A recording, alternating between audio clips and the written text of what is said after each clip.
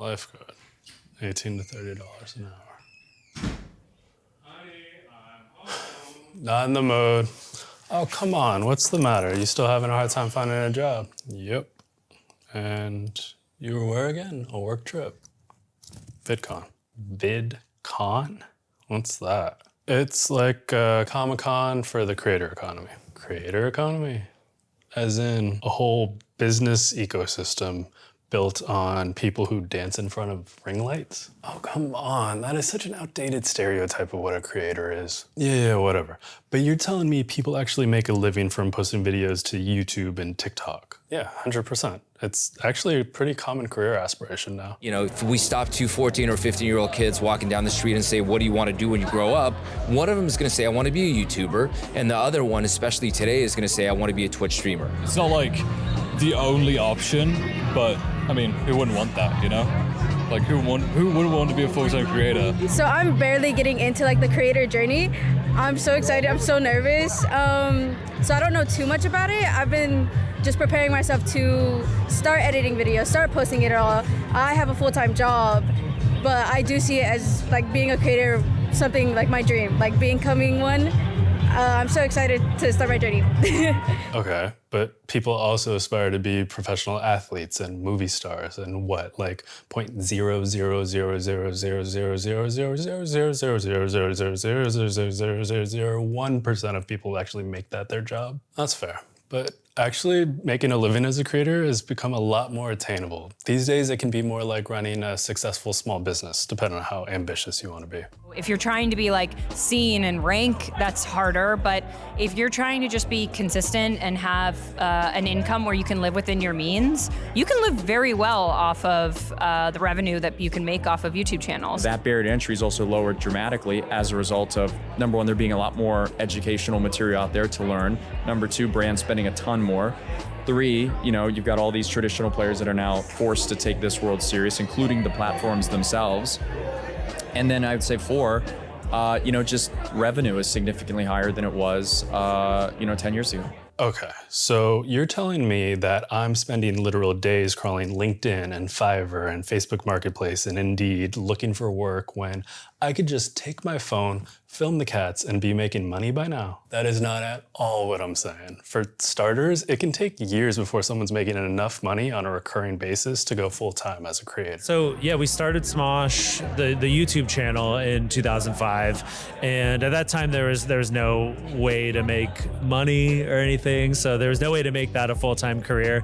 And then around 2007, that's when we were invited into YouTube's partnership program. So we were one of the first 10-something channels to get monetization, and that allowed us to move out of our parents' house and move into like a place where we lived and shot in, and then we slowly kind of phased out of the community college that we were going to, and then yeah, like it became our full-time job. It felt like if we didn't act on it right then the opportunity might go away. So we just went all in. We quit our jobs, like our full-time jobs, in order to host a show in 2007, a traditional show on the CW called Online Nation, which we thought was our ticket. We were like, we got a real show on a real network. It only took one calendar year of doing YouTube in order to get this, right? And that show got canceled after a year. And after 4 episodes. So like after a month, basically. But we basically had committed to this entertainer thing. But the only thing we had at that point was the YouTube videos that we had made. And so we said, I guess we really got to try really hard now to find some way to make a living doing this. And that was before anyone was paying anybody to make videos. You know, YouTube didn't have a partner program or anything.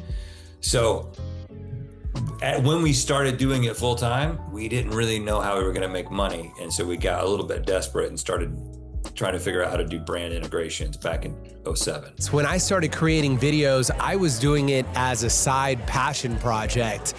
So for the first few months, my videos were not getting a lot of views. I never thought of it as an income source for me. And it wasn't until month 4 that I had my very first viral video on Facebook. And that's what started my transition from being a part-time creator to me being a full-time creator. I actually didn't become a full-time creator until about 2 years after that. So it does take a lot of time, but as long as you stick to your mission, you're passionate about what you do, and you show up every day, you can definitely turn this into a full-time career. I started making content about 5 years ago, just for fun, strictly. And it took me a couple years to figure out what I like to do, find my niche. And so when my first brand deal came, it was about 1.5 years in.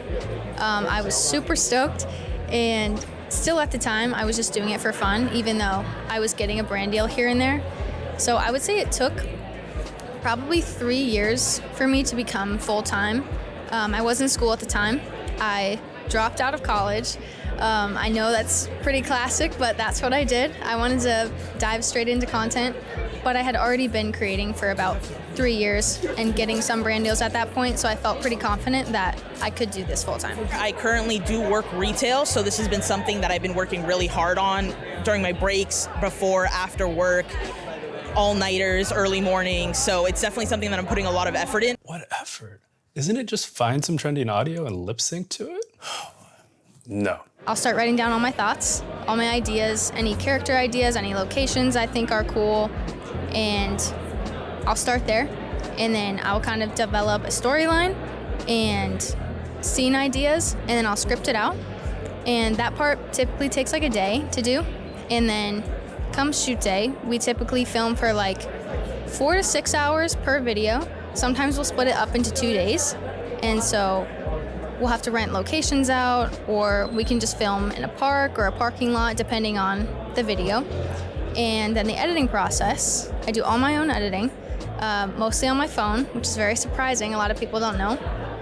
And the editing takes a very long time. Probably, I mean, it depends on the video, but like 6 to 8 hours, I would say. But I'm always working on multiple videos at once, so I kind of have like a flow and a process going, so I can be able to get them out quicker. Honestly, and I know this sounds like super cheesy, and sometimes even I haven't wanted to accept it truly, is you have to work on it. Like your organization, you really have to work on it like it's a job.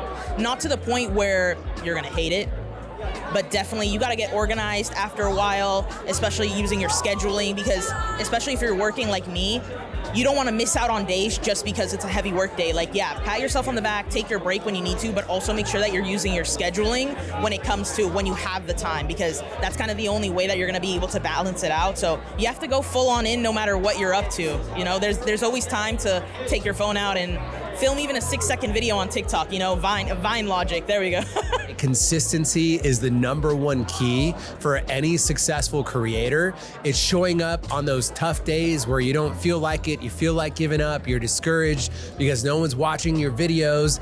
Being able to still show up that next day, that next day, that next day. That's the difference between somebody who has a dream and never gets to realize it versus someone that actually does. And when somebody is really passionate and like really like prolific, that's usually the people that we see succeed the most.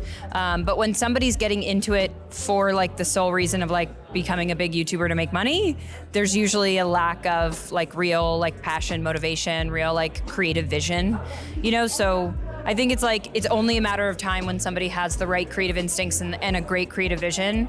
It's just patience and hard work. It's kind of overwhelming how many creators there are now trying to get their career started, and they do come up to us and talk about, well, I've been watching you since the beginning, or, you know, I kind of watched you guys and modeled what I do after what you do. And it's you know, it's pretty cool, pretty humbling.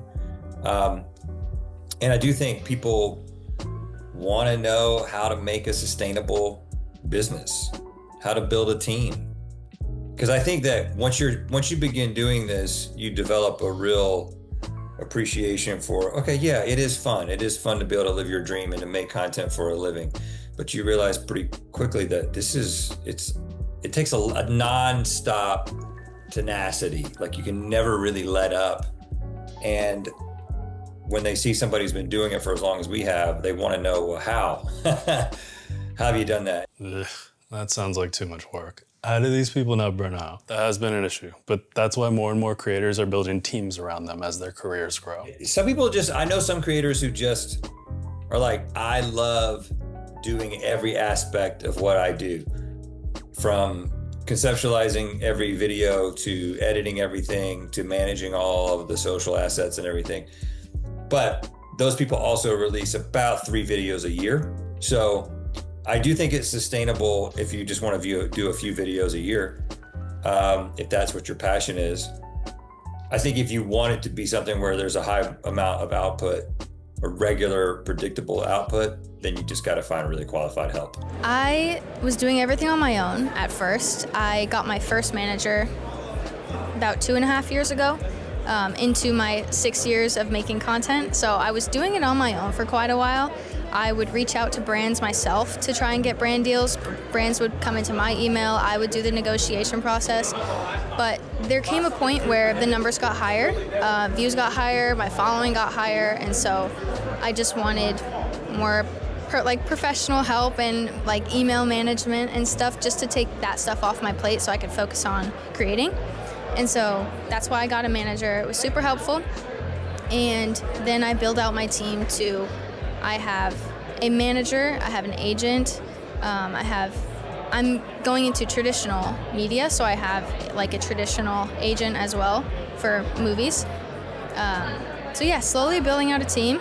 As I became a more successful creator, I was, like a lot of other creators, wearing every single hat. I was writing, I was ideating, I was figuring out our packaging, our strategy. I was the CEO, I was the, is that gonna pick? No, that's not picking. That's not even picking up, okay. I was a CEO, I was a COO, I was a CFO, I was the head of HR, the head of finance, everything you could imagine. And then I just kept asking myself, like, what actually fulfills my heart and my soul that I'm doing?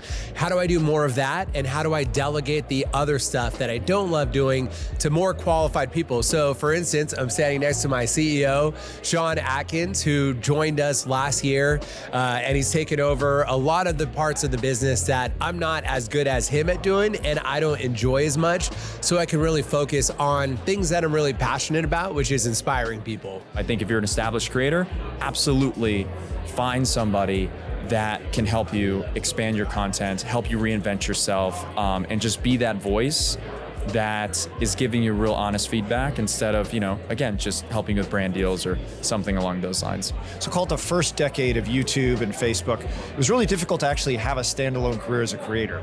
Then as the platform revenue started coming in, advertising started growing, and then other opportunities such as publishing or doing live tours or being direct to consumer really started to allow it to scale up. So I'd say like the next kind of 5 years were sort of creators finding other ways that they could generate revenue. And ultimately today, where they have enough revenue lines and can generate enough revenue, they're starting to build teams. So they're starting to become more of a platform than just be a creator. So these creators have become their own companies? Yep. In a way, they're like the Walt Disneys of their time. So they're really building a business. They're building a long-term business. They think of themselves as businesses. They're building in their on their own, these long-term roadmaps for themselves and where they want to go. And they're surrounding themselves with usually great people in order to do that. But I think most importantly, they're very self-sufficient, and they're being entrepreneurs in the space. And I think that that's a huge reason why they are where they are today. We think of ourselves as ushering in the next gen of comedians. So Smosh certainly isn't for everybody, but the way that we think about working with creators is it could be anything. We could be a stepping stone in a larger career that somebody wants to help platform themselves in order to go independent, or we could be the end goal. And we're happy to be either. Spinning off the Mythical Kitchen channel and launching Mythical Chef Josh as a creator in his own right with an ensemble cast is something that really, when you launch an entirely different channel and another vertical, I think that sent a signal. When we launched Mythical Ventures and we started investing in other up-and-coming creators who wanted to emulate what we were doing from a business and brand perspective, I think that people take notice of that. Acquiring Smosh at a time when they were trying to figure out if they were going to continue to exist. And then, years later, turning around and working out a deal to sell it back to Ian and Anthony when they reunited. I think doing things we made decisions from a creator first standpoint. And yes, it was a business expansion, but it wasn't about making money, only about making money, as it was about exploring what creators are capable of. But then what happens when these people get older? Like, are they going to be making videos until they're 65 and can start cashing Social Security checks? You think there's still going to be Social Security checks by then? But you know what I mean. Are they going to be creators forever, or will they have to get real easy, regular? Will they have to get regular jobs? See, that's the thing. Being a creator is still such a new occupation that part of the career path hasn't been mapped out yet. Anthony and Ian also need options, I don't know if they want to be on camera forever. I don't know when they're going to want to retire. And I don't want to be building a company that's solely, built on them and their presence. We need to be able to grow beyond them so that they have that option.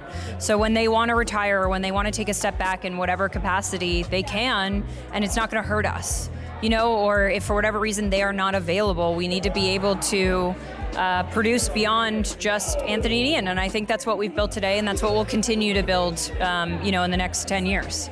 We do draw inspiration because Disney went in a number of different directions, and we've certainly done that. I think the biggest difference is that Walt Disney is not Mickey Mouse.